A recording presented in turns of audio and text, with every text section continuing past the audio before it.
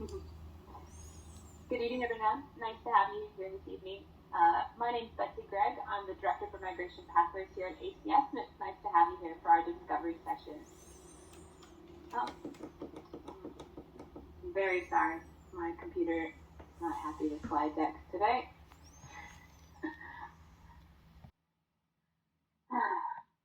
Excuse me. We're trapped. Give me 1 second.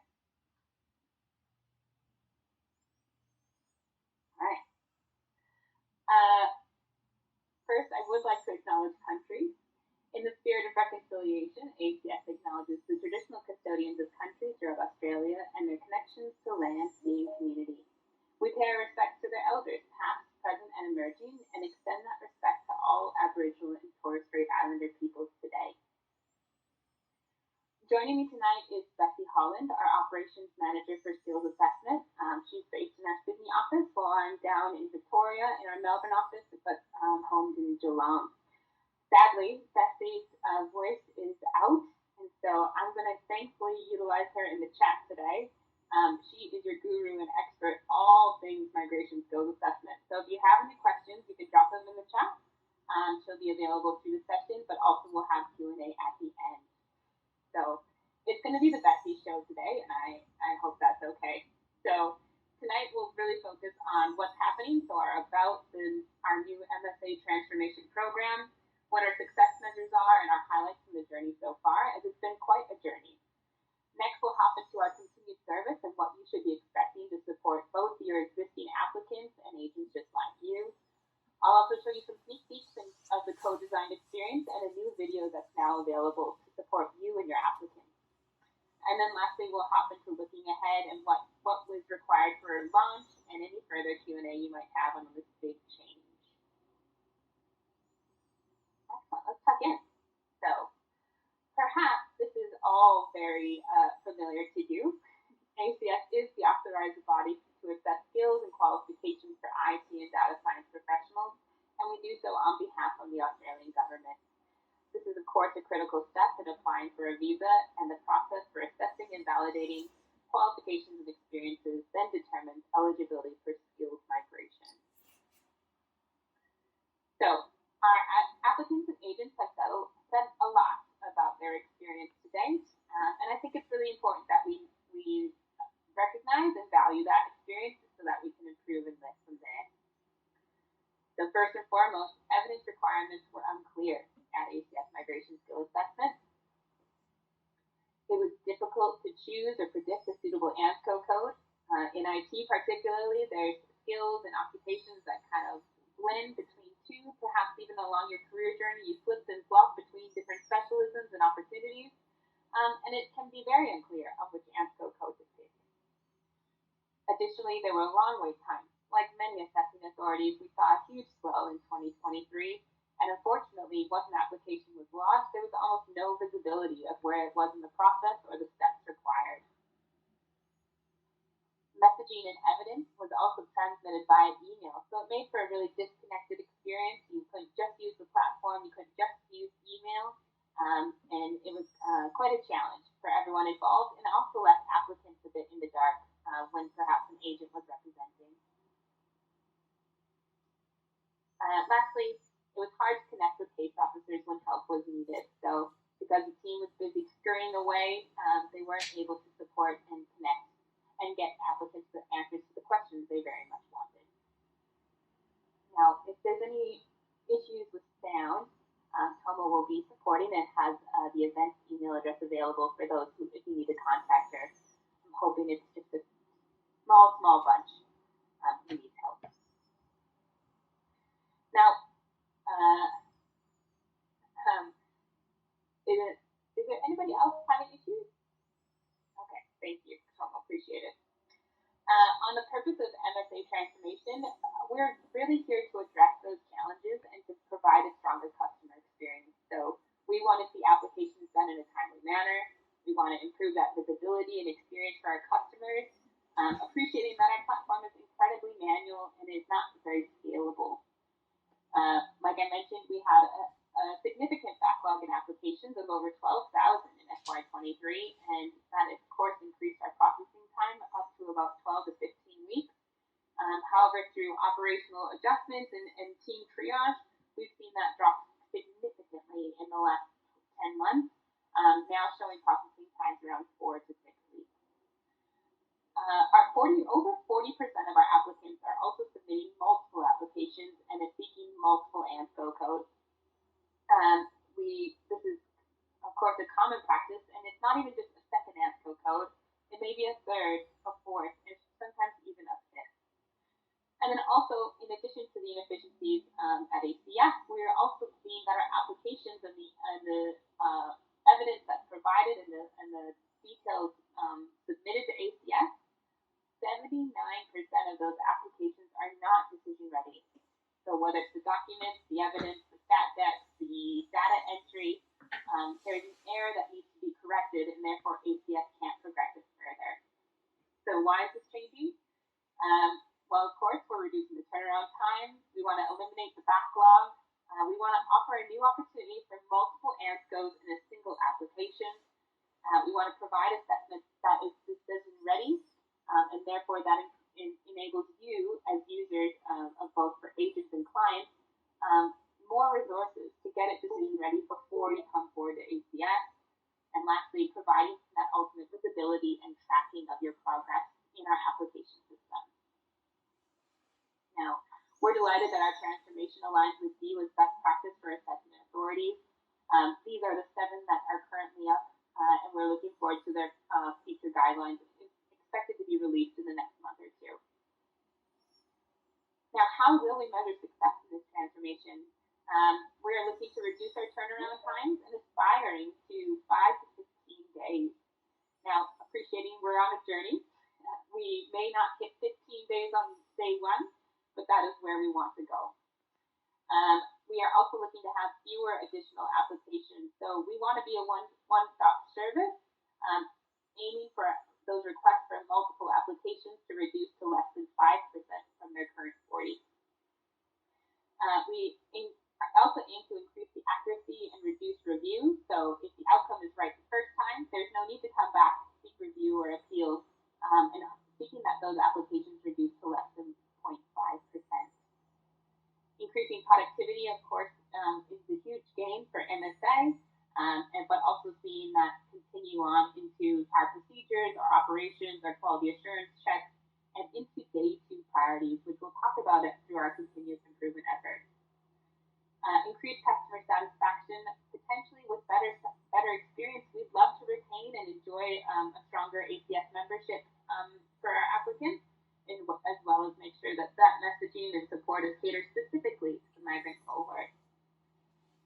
And lastly, reduce backlog. So while we are endeavoring to eliminate the backlog in the legacy system, we still are submitting submissions within it until the 15th of April. So let's have a look at the journey so far. Now, in January 2023, seems like a while ago, ACS identified that migration skill assessment and professional year were strategic opportunities for digital transformation and direct impact to customer experience. February to May that same year, we then consulted with applicants and agents just like you and began to build the scope for our requirements for MSA to enter product as build in May 23. In March 23 of the same year, our Chief Growth Officer, Siobhan O'Sullivan, showcased ACS's $3.5 million investment in MSA to government, highlighting our critical focus on customer experience, tech capabilities, operational refresh, and compliance enhancement. In April 23, this is where we saw that peak backlog of 12,000 applications, and it demanded a huge suite of service, including reviews and triage to reviews and support awaiting applicants and their agents. We also hosted webinars, some weekly, monthly. We had national forums and events. We went around the road, around the country on a road show, and we also introduced a new service called ACS, which allows applicants or agents to meet with a case officer pre-application to discuss their evidence, their qualifications and experience, and make further December 23, we then completed build and entered end-to-end testing. MSA team also reduced that application backlog down to less than 2,000 applications, something we had not seen in years. And from January to February, business acceptance testing kicked off for 6 weeks of testing and development over 2 rounds, and key internal teams were trained. Now, externally, you would have seen a brand new website launch with new and improved features to support the skill assessment journey. We also released formal communications to existing applicants and agents of the plan changes, and it really spoke to how we want to see service and support delivered in the future.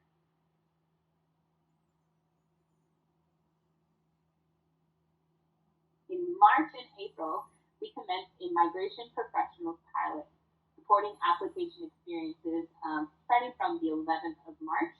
Since that time, over 30 agents have participated in our pilot across 3 waves, and we did it in stages. So the initial 8 kicked off, followed by a further 8 later in the month, and we just released another final third wave of 13 agents into the platform.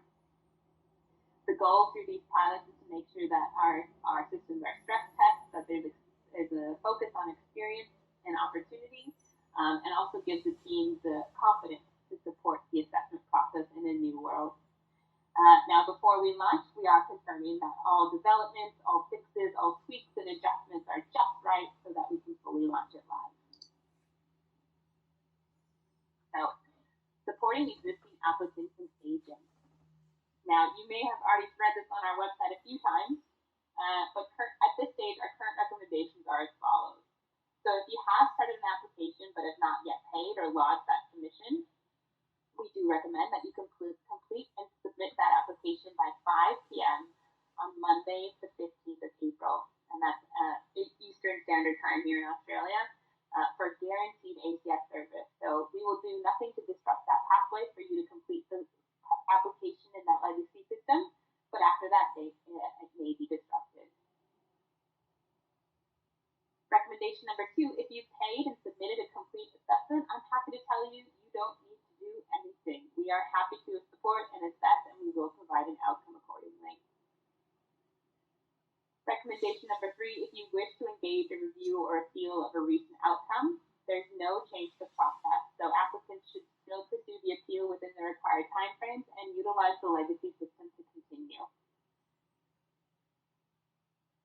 And recommendation number 4, if you need to reapply, we would recommend that you complete your next assessment in the new migration skill assessment. Now, appreciating this remains applicant's choice, but you still have those deadlines and requirements within the legacy system, and noting that there are a few more opportunities within the new platform, they may prefer to progress in that direction. So, as I mentioned, we are offering full service, so no incomplete or submitted applications will be migrated to the new platform. All those already submitted will be completed in the current, or what we call the legacy system, including any reviews or appeals. So even after the date of transition, you would still return to the legacy platform to support appeals and reviews. There will be short-term dual access to support this service. So both platforms will run in parallel, and that will include outcomes and appeals. Agents will not be able to view or submit pending applications in the current legacy system following our launch. But we do commit to a price honor to launch. So our current pricing will be honored until the new platform is launched and available to applicants and agents, which is anticipated in April 24. Agents, however, will need to register for new platform access. Now, you're joining me today on our final discovery session. However, I'm delighted to say we will be having a new session called Agent Onboarding, which is currently planned to be released on the 8th of May 2024. We are finding that with a significant change, particularly to identity verification and our skills selection tool, we want to make sure that agents have all the tips and recommendations for how to navigate this and best support their clients. So watch out for that one in our event registration. And of course, we always have our monthly applicant briefing webinars, with the next one being on 1st of May.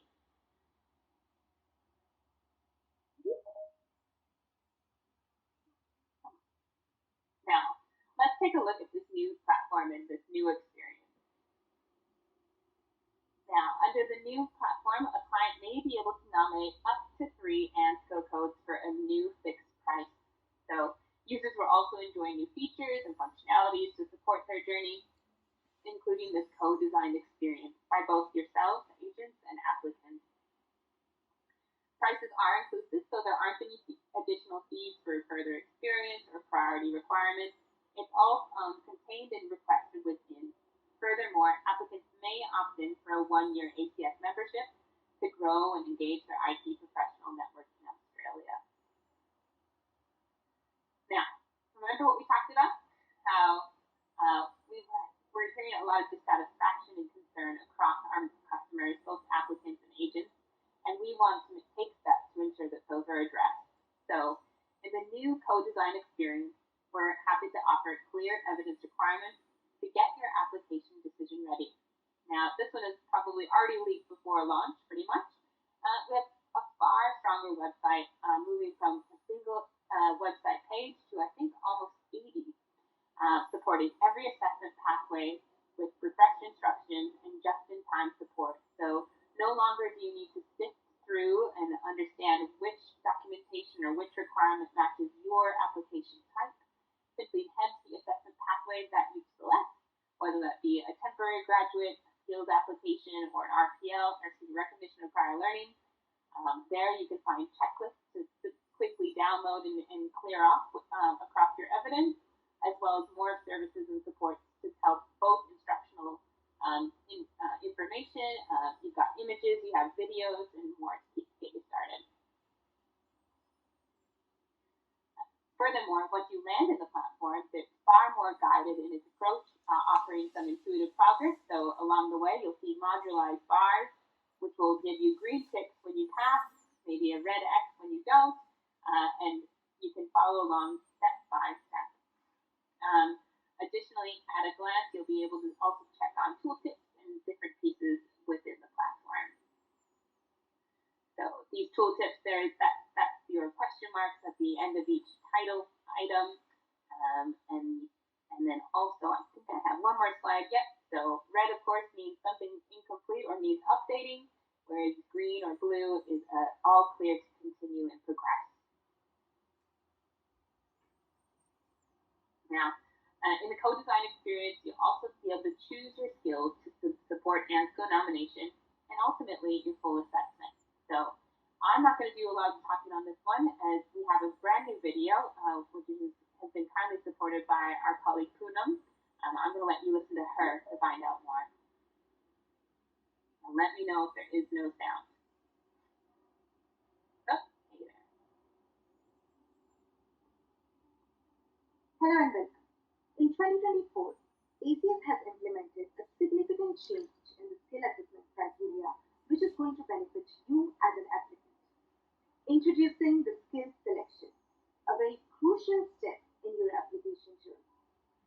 Previously, ACS used to assess the applicants against the skills associated with the ICT jobs in Australia. This made it difficult for the applicants like you, as there was no clarity on what evidence to provide to maximize the chance of a successful outcome. However, the great news is that we have changed this approach.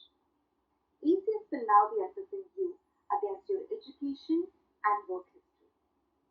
Whether you are a university graduate or a working professional, this is your chance to let ACS know what skills you want to be assessed against. And since you'll be selecting the skills yourself, you'll know exactly what we are looking for in the evidence you provide with your application. This will help make your application stronger and maximize the chance of a successful outcome. Now remember, while selecting your skills, we want you to consider the skills that you've gained both through your education and work experience. Take a look at your university transcripts or any hands-on experience you've had. Consider the research papers that you've completed or any projects that you've worked on as a part of your course. If you're already working, think about your day-to-day tasks, your responsibilities, or any challenges that you have overcome. Also consider any certifications or knowledge you have gained outside your regular job duties. All these experiences, no matter how big or small, will add up to your skills. Don't hold back. Don't hesitate to select a skill. Just remember, you need to provide an evidence to verify your selected skill and you're good to go. Now, before you get started with the super exciting bit of selecting your skills, you'll be given two statements to complete. Don't worry, this isn't a quiz. This is just for you to ensure that you have understood the process well. Once you complete these statements, you're all set to start your skill selection. Thank you, Poonam. So I appreciate you've just heard much of my spiel. I just want to walk you through step by step what this looks like in real time. So beyond the quiz and the instructions, you'll then select your skills and ensure that you select skills by level. So perhaps your IT professional is at a team member base and emerging into their career. Perhaps their skill is actually at a managerial level, or also perhaps that skill is showcased at an executive level or C-suite level. All your skills, the descriptions can be clearly identified in red, and then it's up to you to pick which level those skills are at. Now, the skill selector looks something like this. It will have a counter at the top identifying how many skills you selected, and those skills are then broken down into 6 categories. For example, strategy and architecture, change and transformation, development and implementation, and so on. And within those categories, you would see on the left-hand side the various skills within them, from strategic planning into enterprise and architecture, and so on. In the middle, you'll then see the full skill description, and on the right, based on how you toggle across those levels, you can see how that skill is applied at each level of professional experience. Simply by ticking the skill that suits you, then add the skill to your skill selector at the top right. Now, as you conclude and feel ready, you can then go and review and confirm your skills, including what those skills are set at and their levels. You can then change, unselect, or adjust them at any time. And once you've completed your full list, you can then submit and see what recommended ANSCO codes have been provided. And from that list, applicants then may choose up to 3 ANSCO codes to select for their application. Now, I will say the skill assessment or skill self-selection is not a locked-in function. We've seen agents particularly enjoy meeting with their applicants online, going through it in a webinar-style engagement, sharing a screen, and then at the time of skill selection and ANSCO nomination, it's a really great opportunity for you as a migration professional to say, here's the ANSCO codes that I recommend for you based on the list available. I would select these 3. However, it's not locked, as I said, so you can still continue to update and edit those skills and the ANSCO codes until you finally submit the application to ACS. To your question as well, yes, you can select skills from different groups, but it is highly dependent on the skills that you identify in the earlier selection process.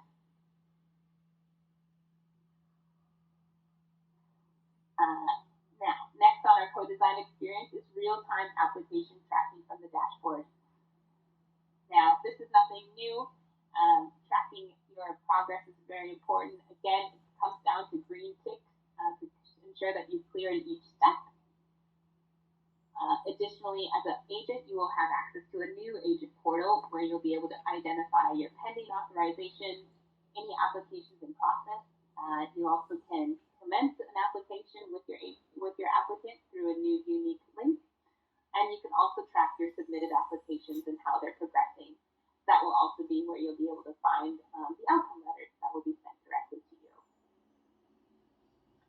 Now, once an application is lodged, you'll see something like this where you can check on the progress. So there it's submitted, it's entered pre-screening, and each time it hits a different mark on the progress report, it will change this page. So we all know you're very comfortable with Uber or Uber Eats. You can see every stage of the application journey with ACS. Additionally, now you will be able to see when ACS is seeking more information directly in the portal, and you'll get warnings like this. which will return you to your inbox to then submit new documents within a given time period. Once cleared, an outcome has been sent, and you can go to View Application to see your outcome letters. So scrolling right down to the bottom in step 6, if an outcome was released and you had 3 ANSCO codes, that would be 3 separate outcome letters. So each ANSCO has its own letter, and it is shared with the agent in order for you to give to your client. Next on our co-design experience, we already hinted at it a bit, but we have in-app messaging, including those ACS evidence requests. So no more emails, no more authorization forms floating back and forth, no RTOs via email. Everything should be going into the platform directly. So ACS will prompt you via the inbox with a new message that says, hey, we require an updated copy of payslip. It will then provide you an upload link to import that data. It is then transmitted through a secure platform, and then allows your evidence to then be captured and returned into the queue faster. So here's that uploading area via the inbox. Simply drag and drop your files, click submit, and then you can now continue to progress, ultimately with a final update noting that your assessment's been finalized and you can download those results letters. Now lastly, enjoying full application control and ACS MSA team support 24/7. So new in the new migration skill assessment, you can contact us using the inbox, which is where you can directly liaise with an assessor or as application is required. Along the left-hand menu, you'll also be able to view your dashboard. You'll be able to deauthorize your agent or authorize an agent. You'll be able to view the application in its entirety. So there was common questions through Pilot: how do I share the application and what I've prepared with my applicant? Now you both have visibility. So you can see it end to end. And then point 5, contact us. So new is a 24/7 feature to simply contact us, whether that be a technical issue about maybe it's your identity verification, maybe it's a challenge across the application and what you need to provide, or maybe something very different. But one thing I would flag, particularly with this group, is the contact us feature is available per application so that you can make sure that your conversation is covered and supported, but also that your applicant and clients will be able to see your communications back and forth with ACS.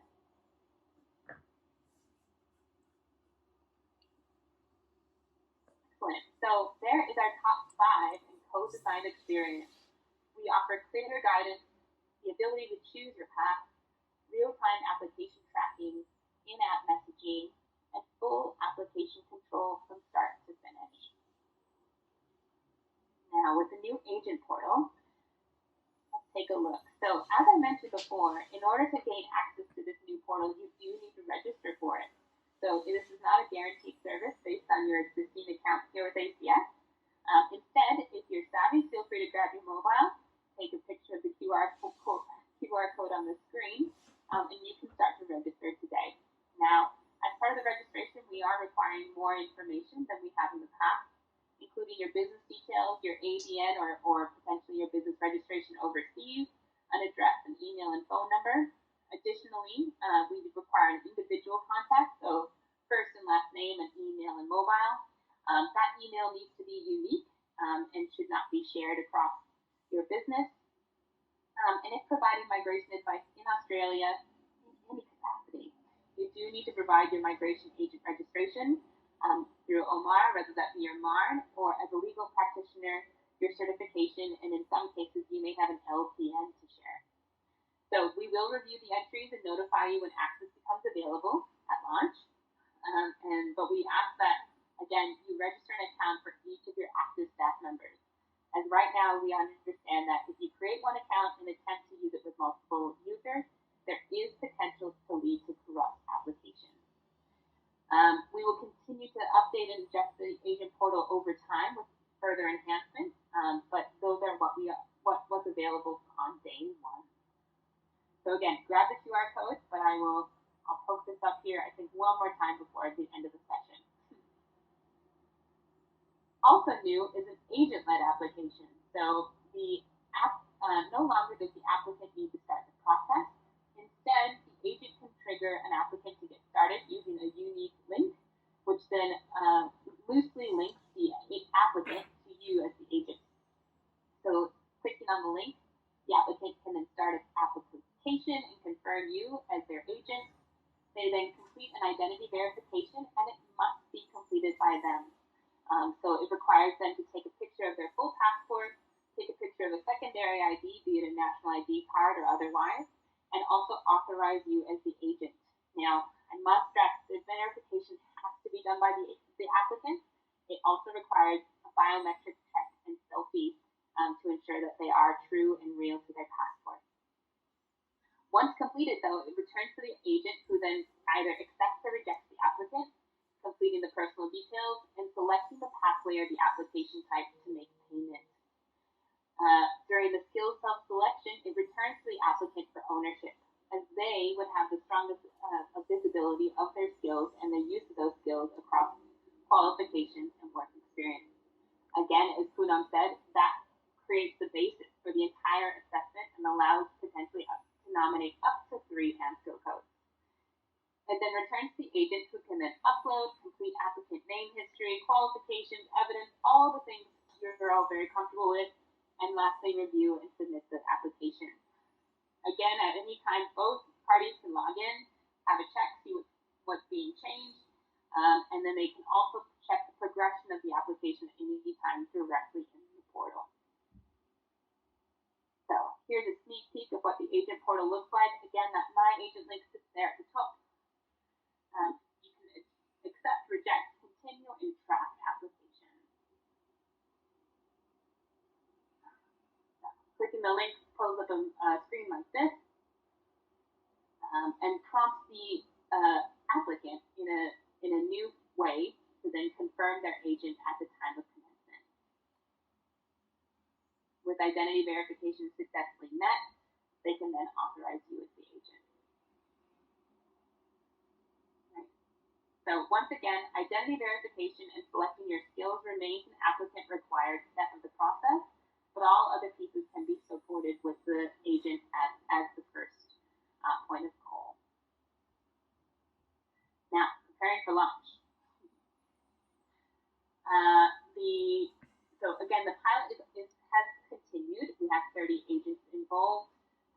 We are currently in about probably this friction point here between pink and light pink, where we are resolving critical issues and preparing for go live, with the aim to go live in April. So again, keep a lookout for on our website. The 15th of April remains our guaranteed service date in the legacy tool. If there's any changes to that, we will of course let you know. From pilot to launch, we will review the feedback and issues. We'll launch formally, and after running our pilot, when we launch, you will also see the new application pricing, so as well as the new updated website navigation. So make sure you're reviewing the requirements and each pathway opportunity at our website. Day 2, continuous improvement. We will be continuing to look at requirements and enhancements to prioritize post-launch, and this will be continued and delivered incrementally through the platform. On our website, there's already new content, like I mentioned, these checklists for pathways, as well as new materials, for employment references. We have pictorial requirements for payslips now and other features which may help you and your applicants successfully meet requirements. There will be new ACS policies to support the new platform, so keep an eye out for that. Additionally, we offer notes. Criteria across the pathways have not changed, so I'm going to be very clear about that. You do not have to learn brand new information. However, it's just that the way that information is presented has changed, with the aim being far more user-friendly. But our policies will be adjusting. We will have a new service level agreement across the platform, and we are currently reviewing the recognition of prior learning pathways, so expect some formal advice and a new RPL form coming soon. As you know, agent portal registration is now available, so feel free to register now, and you'll be notified when access becomes available. Our website, once Go Live does come, will also adjust to support that dual access period between the legacy and the new, and any pending applications will then be closed, and the pending applications that have not been submitted will be closed, and the applications will then be commenced into the new platform. Great. Any questions?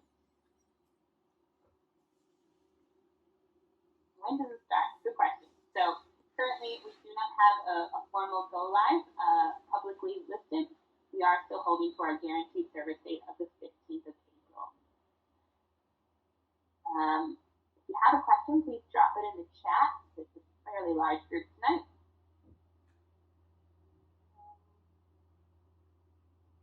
And if you do have any questions here today about criteria or how to meet our guidelines assessment by assessment or applicant by applicant, please consider attending an applicant briefing webinar. They are the first Wednesday of every month. And that is where we really go into detail on our criteria, what our expectations are, and also what evidence is required. And I think we spend about 30 minutes plus just on questions. So please feel free to join. Yeah. So, yes, just to clarify, if you submit your application before the 15th of April, it will be considered under the old system with old fees. Yes, that's correct. A MARA agent can have more than one account. Yes, so agents and migration professionals, if you work in a team, if you have administrators who support you, those administrators can also have accounts, but they need to reference the MARN that they are working under. So we completely recognize that is not just a one-person operation, and so we would ask that it's just declared so that we're aware of which agent is linked with which business and so on and so forth. So, maximum file size on the portal, I believe, is 5 megabytes. We have been testing that quite a bit. I appreciate there has been some challenges in the background, and evidence has needed to be uploaded, or shared by email. We hope that will be resolved. We won't have those barriers moving forward.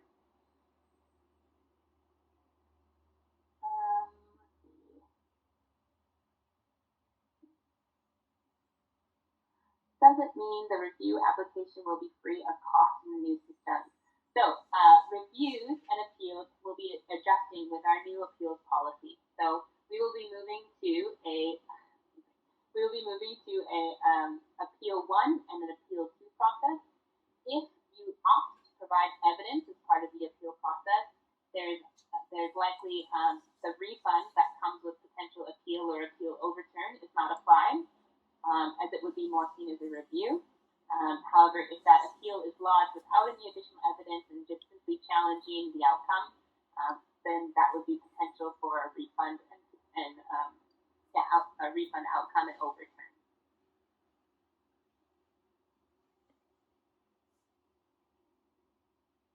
So, good question. Do we need to do payment first and then select the skills upload document? Yes. So payment comes at the point of ID verification and selecting your pathway.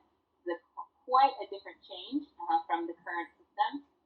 We are very mindful that we are collecting personal information and quite a lot of data from a person, and that payment then putting up front is to ensure that all those documents and details are ready prior to submission and prior to application. As right now, we understand in the current system, oftentimes applications are started and then they sit, and they sit, and they sit. So we are trying to remove that and make sure that we're supporting good data and good application processes. We appreciate it will be a very big cultural change for the entire industry in that regard.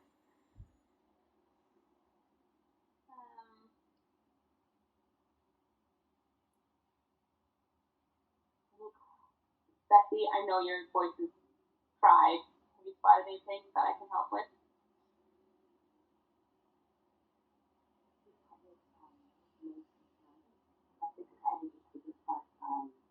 Maybe shout out a few. Go for it. Common question. Common question I'm seeing is the whole breakdown of the employment. If you've worked in different, job titles, duties, you just need one reference letter that breaks that down, and in the online application is where you split it. So you don't need the multiple letters. It's one letter will suffice as long as that has the breakdown of everything, and then you would upload that separately in the online application. So that is a very common question. Can professional year students put in through their application without completing their course or their internship workplace experience? Thank you. No, so you would need to actually have completed the professional year program, assuming that's what you're asking, so that we're able to verify it. So what you find is you need to provide when you graduated and your registration number. So it must be complete. Anything that you provide in the application must be completed. So qualification, professional year program, and an exception is just employment if it's ongoing. You would just select the date that you're submitting it. In the new system, is it required to upload third-party certifications, such as those from AWS or Microsoft as supporting documents? So very good question. I would say that's probably in relation to RPL. We do have more news to come in terms of RPL, but for the moment, the requirements remain the same. So if you've read the requirement, that's only accepted for or taken into consideration for RPL applications. So again, the requirements, the criteria, they will remain the same. Another question, a popular question that's popped up is ANSCO code. What does that look like? So again, criteria and requirements remain the same. It's ultimately like getting 3 assessments in one. So we're not disadvantaging applicants. Our system is capable of assessing the different ANSCO codes as well as the employment and knows where to apply that against the codes. So again, 3 assessments in one is probably the best explanation.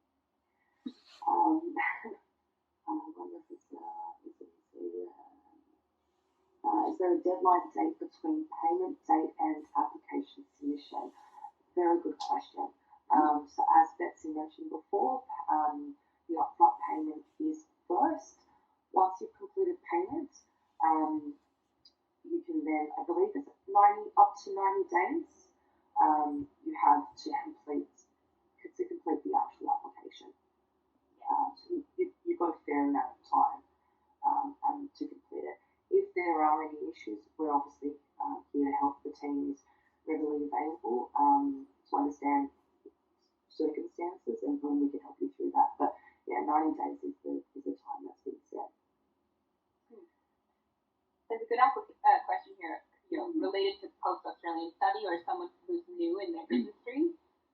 We found for those new to industry, selecting your skills, particularly doing so as it relates to your transcripts and what you studied, whether it be the work projects or otherwise, is a really healthy way to get started in the process.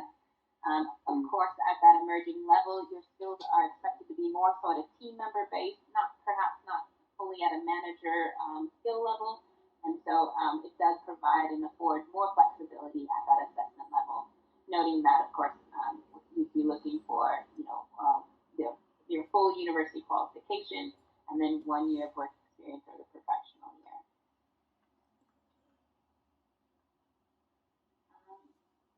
Great.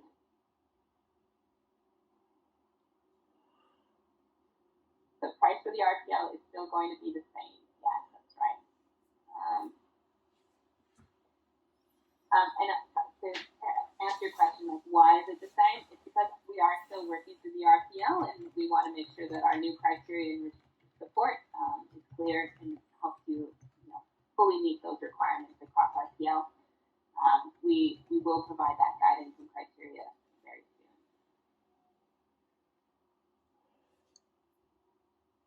Will I get full points for the same reference letter working in different codes? That's a really good question. So some reference letters, and Becky hinted to it already with splitting up your experience. And it is something I think everyone's aware of. You can submit the same reference letter for multiple experiences within a company. So perhaps you had multiple job titles, support that those job titles are split out and identified as separate work experiences. As you said, they will relate to different ANSCOs and different skills across those codes. Additionally, we would want to see a similar split across overseas or Australian experience, as we all know that then impacts your skills net and your what you can then provide to home affairs.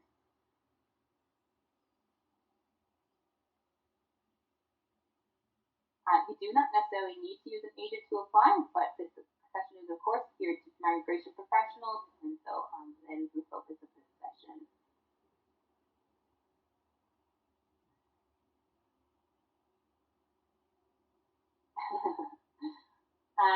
Very good.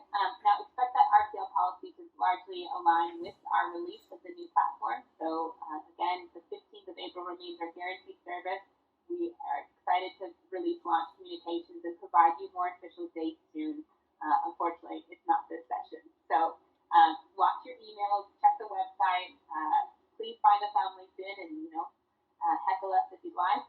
We're really excited to get involved and get stuck into the launch as soon as possible. So before we leave, I just want to end on a bit of thought leadership that we are doing in the migration space that I'd encourage all of you to check out. So in November, we launched our $1 billion benefit, which is a welcoming talent guide for employers here in Australia. The goal was really to make sure that this employer guide supported the recruitment and the retention of skilled migrants and refugees. So in partnership with Settlement Service Australia, it really mapped out how and why we need to hire diverse talent and do so as it's smart for business. So feel free to grab the QR code if you want to learn more. It's a really great resource and offers some practical tips, including simple things like going through the biro and asking a couple questions about visas, maybe getting involved with a migration agent to learn more about what they could do as a business.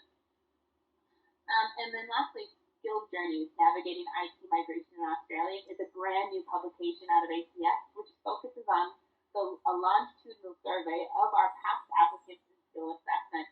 So our initial survey was sent to 64,000 ICT skilled migrants with the aim to provide a basis of knowledge to drive policy and also to drive engagement with industry applicants. We're delighted to say that the sweeping majority are working and successful in IT, but there are significant barriers and challenges that they have had to overcome to get there. Furthermore, we saw that migrants were also finding settlement and support in the regional areas of Australia, and some really great insights. So we'll be taking both of these on the road over the next probably 3 or 4 months and discussing each of these at each state location, trying to support as well state migration programs and where they want to take them. So look out for us in your neighborhood. We'll be there soon, and we also look forward to continuing to champion this work and republishing it as we do more surveys to support more migrants in their journeys to Australia. So with that, thank you so much. If you want to catch us again, we've got our applicant briefing webinars every first Wednesday of the month, as well as a new agent onboarding session where we'll get into the tips, tricks, and some of the wins that you can take in the new system. Again, that's planned for 8th of May, I believe at 4 p.m., but registration is not yet available. Have a great evening, and thank you so much. Enjoy.